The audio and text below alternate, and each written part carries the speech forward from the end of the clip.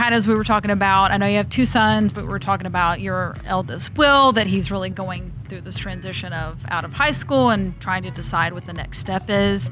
And so we were talking about the fact that millennials, are we allowed, is that what they are? Millennials? Actually, they're Gen Z. They're Gen Zers? Yeah. I'm a millennial, but I'm on the I'm on the cool side. You're on the I'm on the 80s. I'm on the 80s side.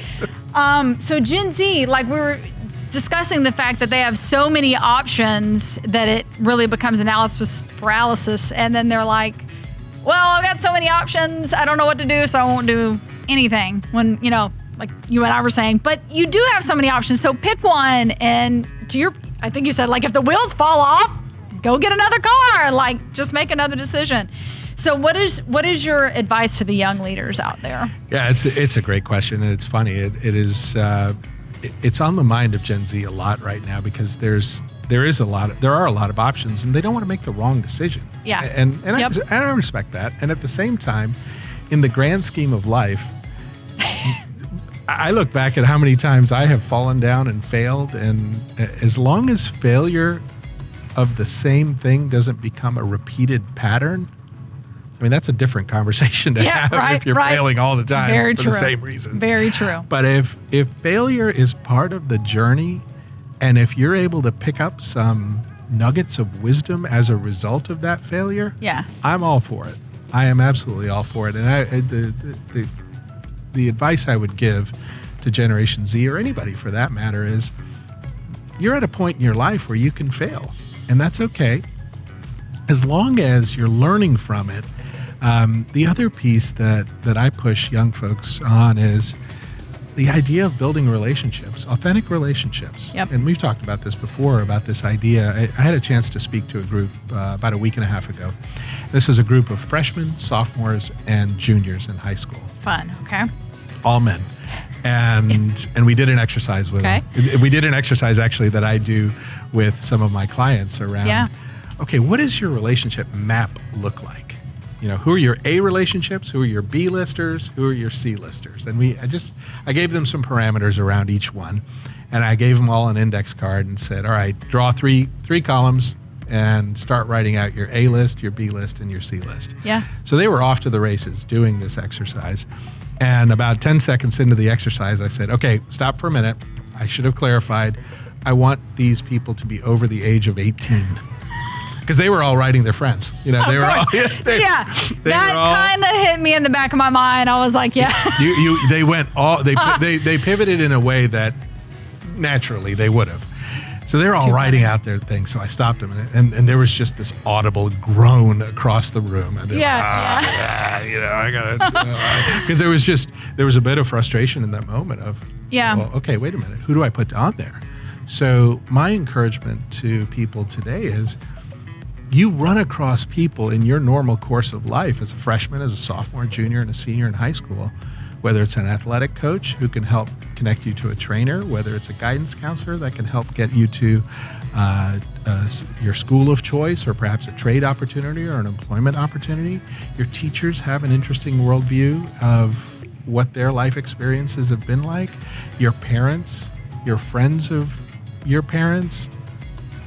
There was one kid in this class, he was a junior, and I had to give him credit for this, because when we debriefed on the exercise, I said, all right, what did everybody learn? What were the surprises? Yeah. And to his credit, he raised his hand and he said, well, 2 of my ex-girlfriend's moms showed up on the list. And I thought, that's awesome. That is great. That is exactly how you want to be thinking about this thing of, you know what? Maybe things didn't work out in your relationship, but I didn't damage another one. Right. And they showed up on this kid's list, and I thought, that's a very interesting aha for us. Well, he doesn't know that he's going to be applying for a job where they work, right?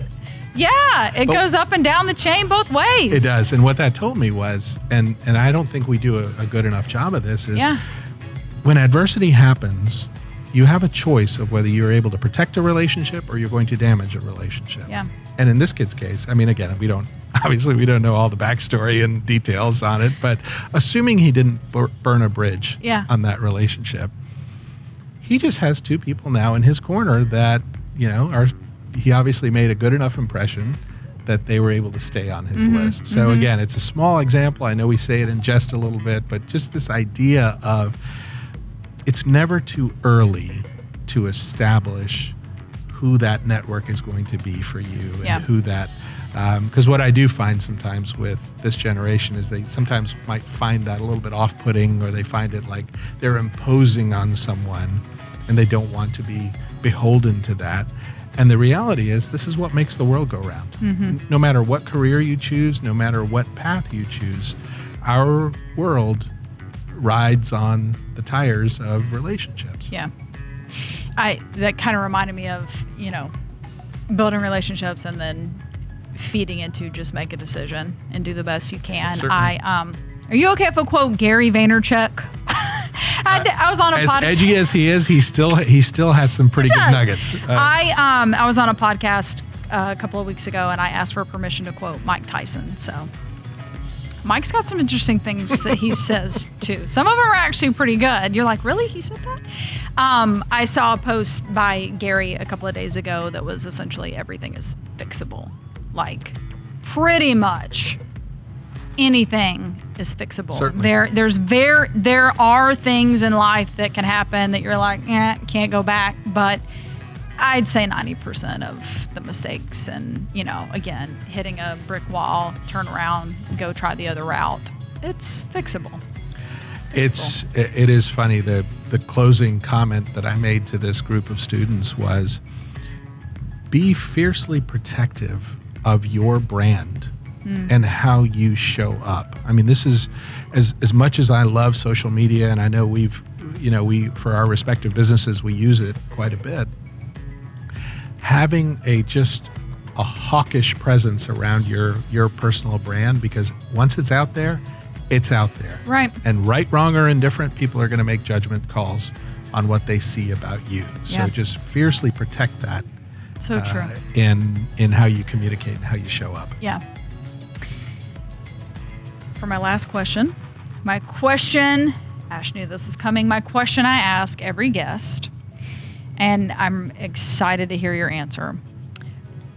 What does it mean to you to be that shining, standout city on a hill?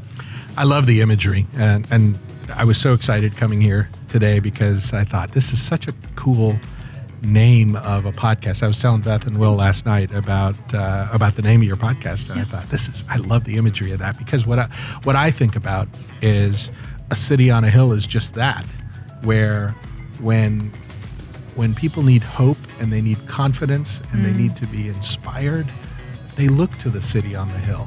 This is what America has been for the rest of the world for many years and continues to be, I believe.